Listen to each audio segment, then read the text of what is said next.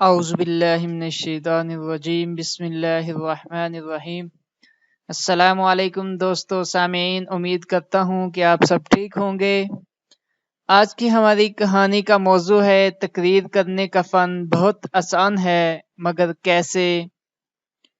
تقریر کے متعلق آپ کی جدوجہد بہت مناسب ہے۔ زبان کھلنے کے لیے میں دعا کرتا ہوں آپ اعلی ہمتی کے ساتھ شروع کر دیجئے۔ چھوٹے مجموعوں سے خود بخود کھڑے ہو جایا کیجئے۔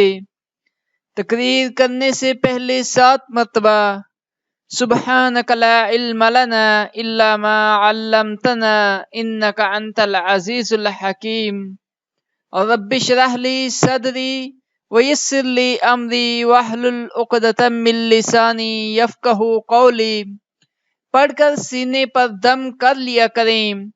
انشاءاللہ عنایت خداوندی سے شامل حال ہو جائے گی۔ نیز خالی کمرہ بند کر کے تصور کرتے ہوئے کہ مجمع حاضر ہے کچھ دنوں تقریر کرنے کی مشق کیجئے۔ نواب مہدی علی خان مرحوم نے اسی طرح مشق کی تھی۔ اپنے زمانے میں اعلیٰ درجے کے مقرر شمار کیے جاتے تھے۔ اثناء تقریر میں کسی سے معروب نہ ہوئے، خواہ کتنا ہی بڑا آدمی کیوں نہ ہو۔